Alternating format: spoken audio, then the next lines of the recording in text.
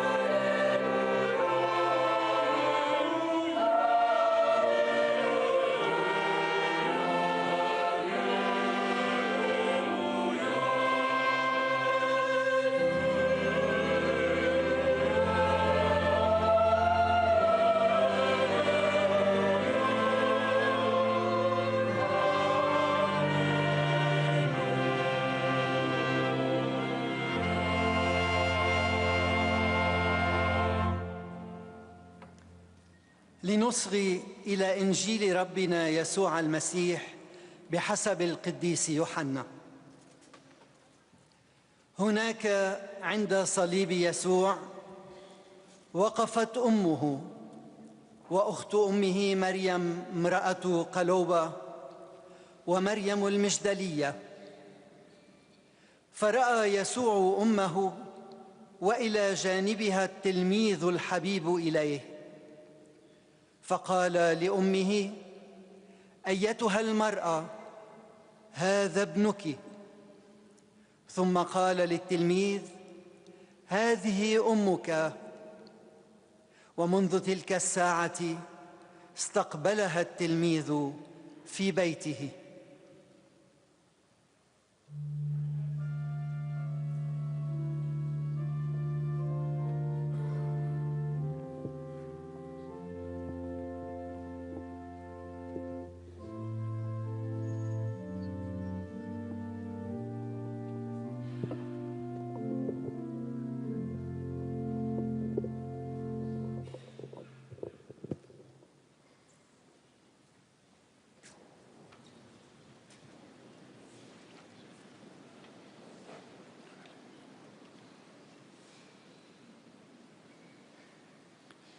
Chers frères dans l'épiscopat, chers prêtres religieux, religieuses, chers frères et sœurs, bonjour.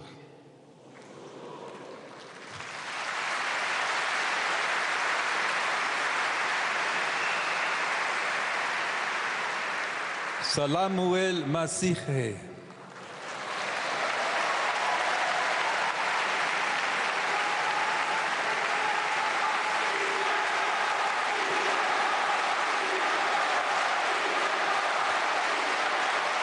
Merci, merci.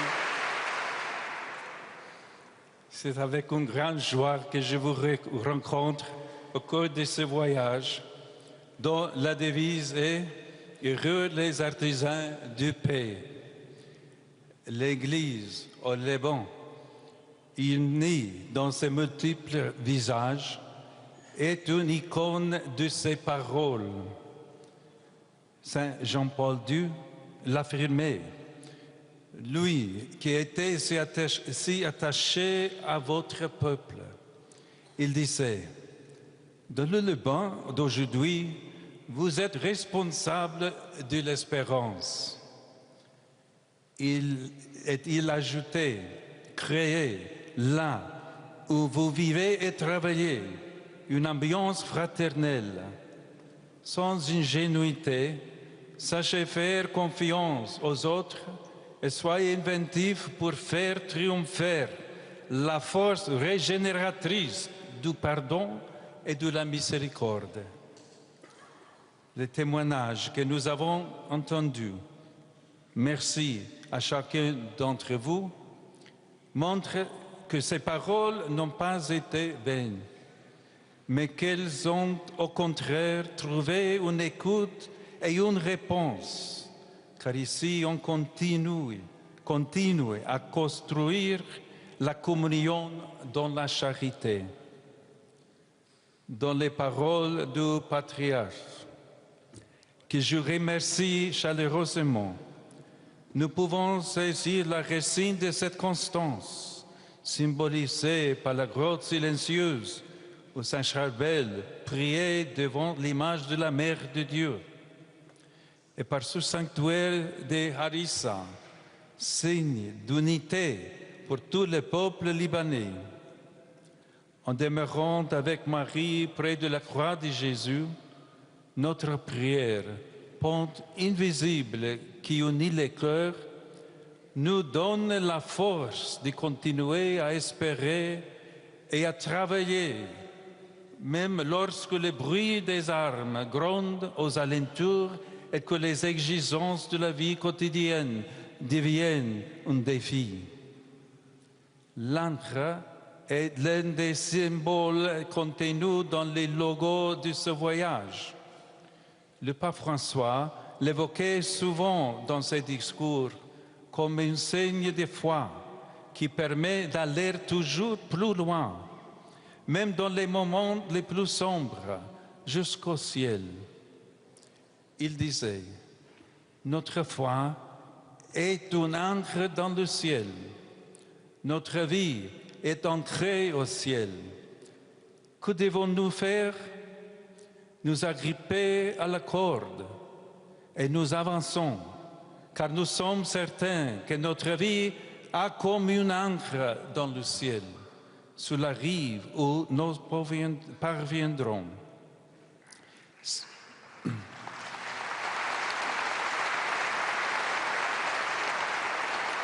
Si nous voulons construire la paix, ancrons-nous au ciel et fermement orientés vers lui, aimons sans craindre de perdre ce qui passe et donnons sans mesure.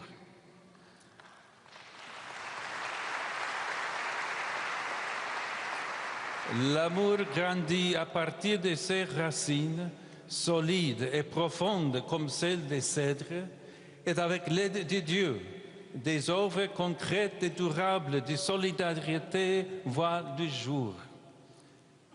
Le père Johanna nous a parlé de Babigé et le petit village où il exerce son ministère.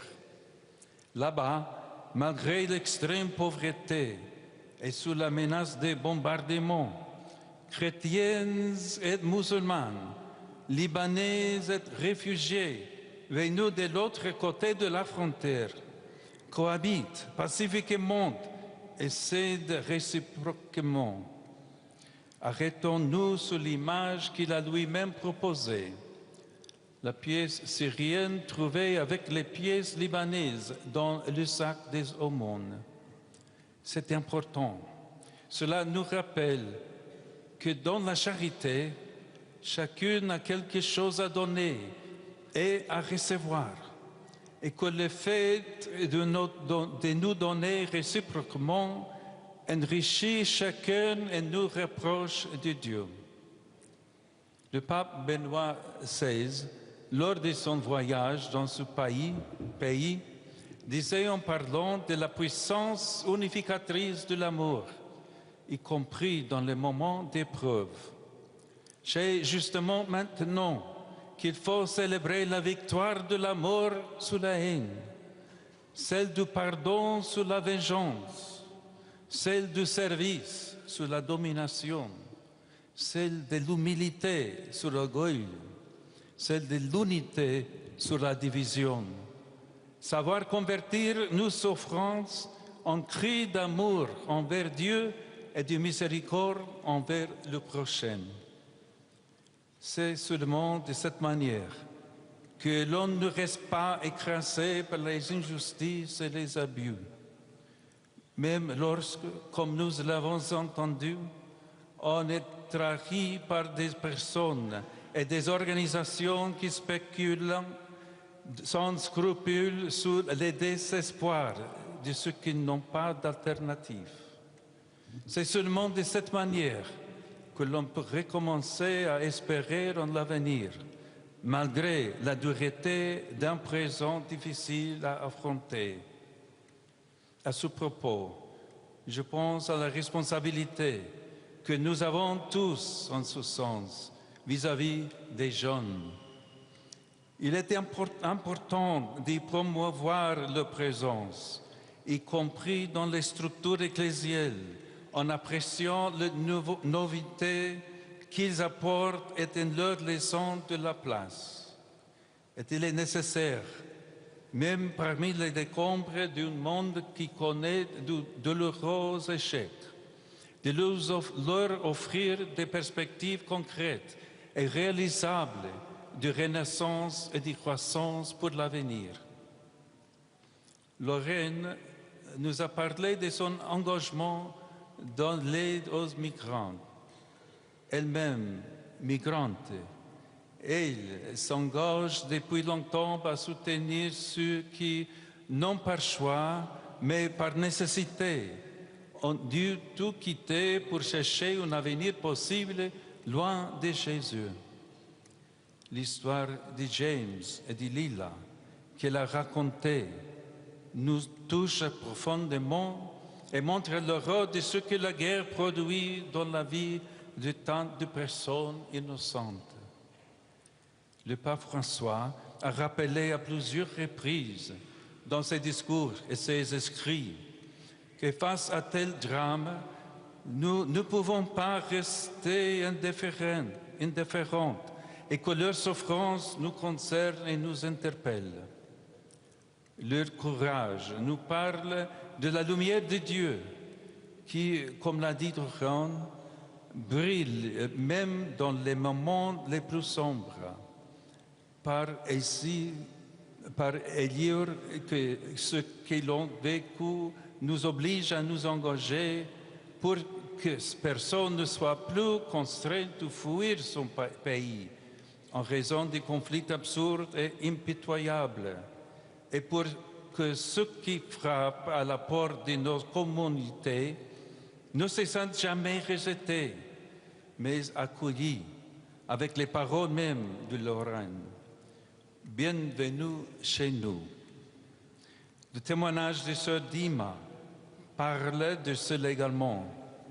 Face à l'explosion de la violence, elle a choisi de ne pas abandonner le terrain, mais de garder l'école ouverte en faisant de celle-ci un lieu d'accueil pour les réfugiés et un pôle éducatif d'une efficacité extraordinaire. Dans ces locaux, en effet, outre l'assistance et l'aide matérielle, on apprend et on enseigne à partager le pain, la peur et l'espérance, à aimer au milieu de la haine, à servir dans la fatigue et à croire en un avenir différent, au-delà de toute attente. L'Église au Liban a toujours soigné l'éducation. Je vous encourage tous à poursuivre cette œuvre louable, en venant en aide surtout à ceux qui sont dans les besoins et n'ont pas de moyens, à ceux qui se trouvent dans des situations extrêmes, en faisant des choix empreints de la plus généreuse charité pour que l'éducation des cœurs accompagne toujours la formation de l'esprit.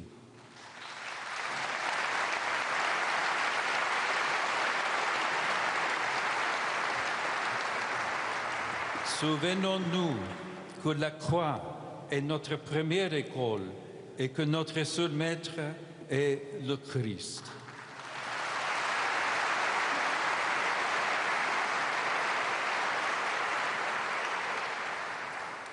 À ce propos, le Père Charbel, en parlant de son expérience apostolique dans les prisons, a expliqué que précisément là, en ces lieux où le monde ne voit que des murs et des crimes, nous voyons la tendresse du Père qui ne se lasse jamais de pardonner dans le regard des détenus, parfois perdus, parfois éclairés par une nouvelle espérance.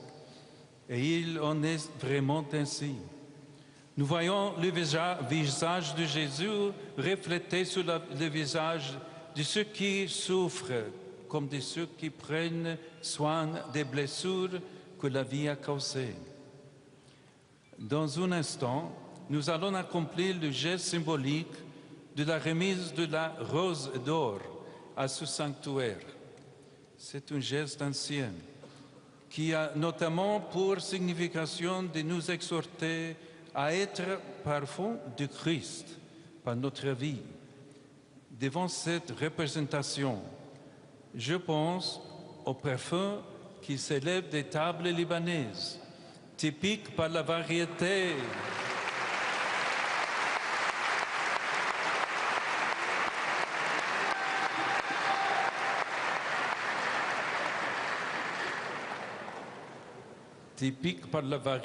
des aliments et par la forte dimension communautaire du partage. C'est un parfum composé de 1000 parfums qui frappent par leur diversité et parfois dans leur ensemble. Tel est le parfum du Christ. Il ne s'agit pas d'un produit cher réservé à quelqu'un qui peut se le permettre, mais il est l'arôme qui se dégage d'une table généreuse sur laquelle se trouvent nombre de plats différents et nous tous pouvons se servir ensemble.